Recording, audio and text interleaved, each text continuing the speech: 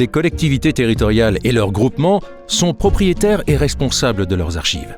L'arrêté du 31 décembre 1926 impose aux communes de procéder au récolement de leurs archives à chaque élection municipale ou changement de maire en cours de mandat. Par extension, dans les établissements publics de coopération intercommunale, EPCI, il est recommandé de réaliser ce récolement après l'élection du président.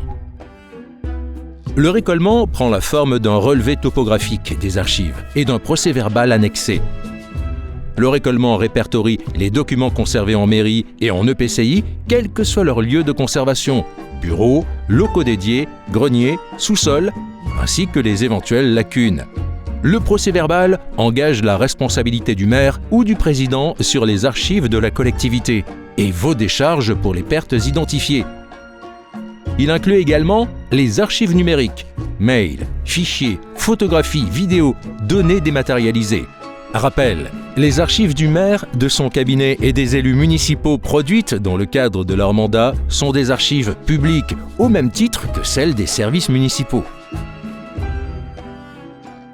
Identifier les espaces conservant des archives, recenser les documents essentiels, registres de délibération et d'arrêtés, registres paroissiaux et d'état civil, matrices et plans cadastraux, budget et comptes administratifs, dossiers de construction municipale et permis de construire, en indiquant leur nombre et leurs dates extrêmes. Signer le procès-verbal à annexer au récolement par le maire sortant et le maire nouvellement élu.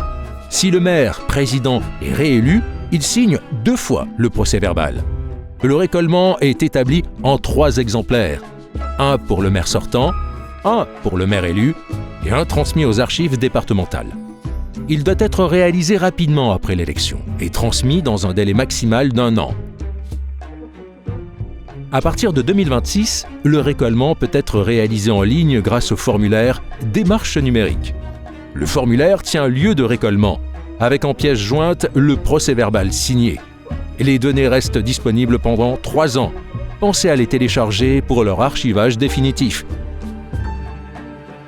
Le récolement n'est pas une simple formalité administrative.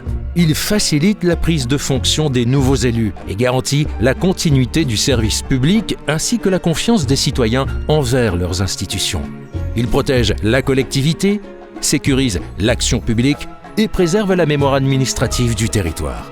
Le récolement des archives est un acte de responsabilité, de transparence et de bonne gouvernance. Il améliore la gestion du patrimoine archivistique et les conditions de travail de la collectivité.